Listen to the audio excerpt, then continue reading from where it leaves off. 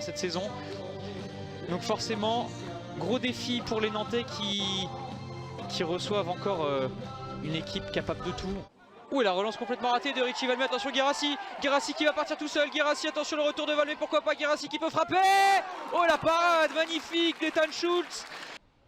Encore une fois Benama. Benama qui a peut-être tenté sa chance. Il hésite et il va finalement décaler Cabral. Cabral, la prise de balle elle est bonne. Cabral qui peut enchaîner. L'ouverture du score. On le disait, ils sont mieux depuis le retour des vestiaires, les joueurs monégasques, et l'ouverture du score, elle est pour l'AS Monaco avec Cabral qui a éliminé Lucas Gauthier sur cette prise de balle. Magnifique l'enchaînement du milieu de terrain de l'ASM.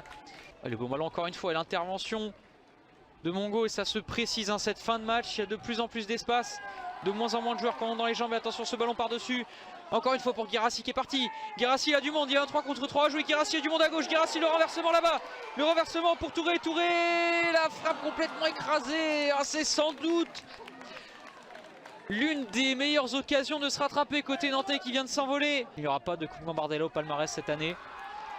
Tandis que les jeunes monégasques peuvent encore espérer. 14, Eloane Bodo, 15, Florian Truffert, 16, Théo Houdin.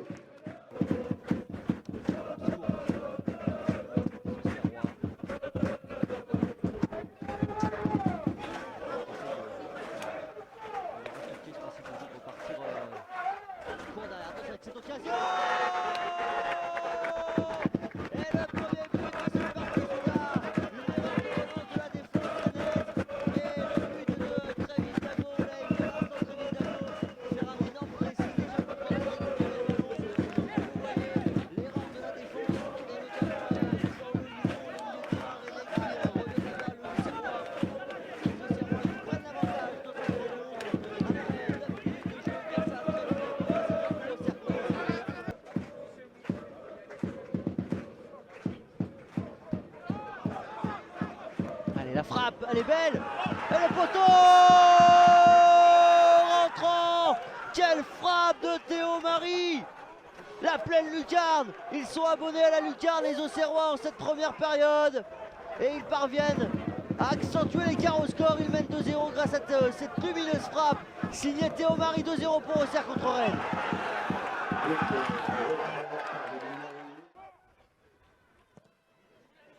De lancer, attention à ce coup franc. Attention à cette charge. Et ce sera un pénalty. Ouais, un pénalty bêtement offert par les Auxerrois. Matondo, on l'a vu à l'aise aussi techniquement. C'est parti pour Joël Matondo. C'est dedans, à contre-pied. Joël Matondo qui permet dans le temps additionnel de cette première période de relancer cette rencontre sous quart de finale. Tout est possible. Joël Matondo qui permet à Rennes de revenir devant à la mi-temps. Et le milieu offensif de 18 ans qui donc redonne espoir au stade rennais. Des volontés de faire mal du côté des Rennais avec cette occasion. Et la magnifique frappe et le bel arrêt. Il va pouvoir parvenir à sauver ce ballon de la touche. C'est bien fait là, cette longue passe en profondeur pour Aaron Malouda. C'est magnifique. Quelle combinaison. Et la récompense du risque pour le stade rennais avec ce but et cette égalisation de Mathis Tambour. Il est entré à la pause. Il s'est montré dangereux il y a quelques minutes. Malheureusement trop imprécis devant le but. Mais cette super combinaison grâce à cette course des Welton qui est parvenu à sauver ce ballon lancé dans la profondeur. Aaron Malouda qui est servi. Mathis Tambour. Et comme contre Drancy, Mathis Tambour marque à nouveau. Et nous irons pas plus loin de partout. Jérémy Jacquet. Et ça passe. Mathis Sinistre avait réussi à sortir lors de la séance des tirs au but. 2 tirs. Et ce ne sera pas celui de Travis Dago, parfaitement à contre-pied. Et la réussite pour l'instant pour les Rennais. Le gaucher lyonnais. Et voilà, comme lors du tour précédent, Mathis Sinistre qui s'illustre. Allez, c'est parti. Et c'est le cas. Parfait, rien à redire. Allez, c'est parti. Ah, c'est magnifique. Et désormais, c'est Mukiele au ballon. Et la réponse de Maxime Debeau. Allez, Dalberan pour égaliser. Ah, c'est parfait, rien à dire. On l'a vu, bien présent dans cette rencontre, bon techniquement, Joël Matondo, tranquille, serein. C'est parti, et c'est dedans. Allez, Aaron Malouda face à Maxime Debove.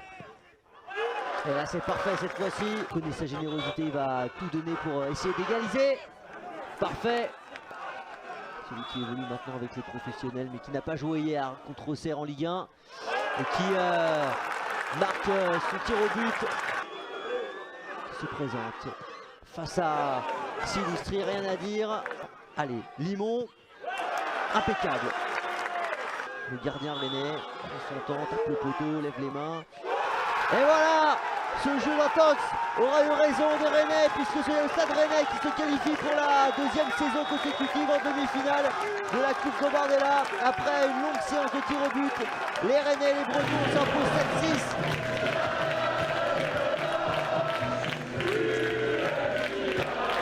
7-6. Bouchena, ça paraît un petit peu loin là pour le tenter. Ne sait-on jamais. Ouais, il a une bonne frappe. Il a tenté avec le... Oh là là là là. L'erreur de bras, de main d'Auguste Gautreau. Et le but d'Enzo Cantero. Ah là là, c'est dur, très très dur. Leur conférer encore beaucoup d'espoir. Probablement s'appuyer sur ce qui s'est passé à Bordeaux. Enfin, face à Bordeaux lors du dernier match. Oh, attention à ce ballon perdu. Dans les 20 mètres, Bouchena pour Fakili, la frappe de Fakili. Et ça fait 2-0. 2-0 pour Clermont. Bouchena qui a vu Ilan Fakili sur le côté et Fakili qui n'a pas tremblé. Mal négocié par Gautreau. Attention, le ballon perdu. Bouchena avec son double contact pour Cantero. De nouveau Mohamed Ali Bouchena. Le centre en première intention, attention ce ballon qui va revenir sur Tribou, la frappe de Tribou. Pleine lunette. Et ça fait 3-0. Là, a priori, on peut annoncer sans trop de stress que la cabane est tombée sur le chien carquefolien. Bouchena sur le côté avec Cantero qui a vu le déboulé de Koulibaly en retrait pour Admar. Le ballon qui reste dans le jeu, une fois, deux fois. La frappe sur la barre de Cantero et c'est Fakili qui va mettre le 4e.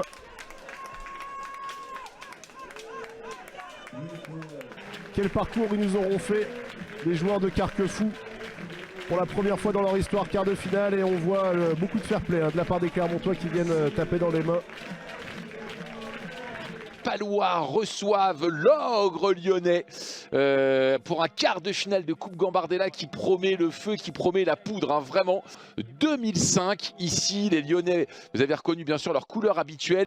Et attention, la belle contre-attaque, Ilian Compona qui va lancer Thiemaga Ilan qui laisse passer intelligemment un Pape Fureur. Et c'est bien fait, et voici l'ouverture du score de Yacine Chaïb sur un magnifique mouvement lyonnais, la contre-attaque ultra rapide. Allez, on a décalé ici Philippe Ndinga qui va prendre son couloir, qui travaille, bien fait sur Romain Perret. Il s'est mis sur le pied droit au deuxième poteau. La sortie, attention, Kevin Tuya. Oh là là, ça va rentrer. Ça va rentrer, que se passe-t-il? C'est le but. But validé par l'arbitre. Il va falloir revoir. Kevin Tuya, en tout cas, c'est lui qui frappe. Ça fait un partout. Coup de théâtre ici au Noustecamp. Et c'est un 3 contre 3, mais finalement, le ballon qui va être rendu derrière. Attention, c'est poussé légèrement. Oh, l'erreur. L'erreur derrière, qu'est-ce qu'on va siffler? Penalty. Oh là là, il va prendre le carton jaune en plus. Est-ce qu'il va être capable de se racheter? Oh, l'arrêt! Incroyable l'arrêt sur ce penalty de Pape Fureur. Oh, c'est pas possible. C'est pas possible cet arrêt de Mickaël Lequelec. Enzo qui était sur toutes les feuilles de match depuis le début de saison en Gambarde, et ça y est. Donc les amis, on va avoir droit au tir au but. Et donc on est parti les amis, donc avec le capitaine remplaçant Nolan Giraud pour le premier pénalty, c'est rentré. Qui a eu une belle occasion tout à l'heure face à Mickaël Lequelec. Oh, et la petite Panenka. Tous ces jeunes Basques, ces jeunes Béarnais, ces jeunes Landais. Attention, Sacha Ossard. Et ça fait 2-1.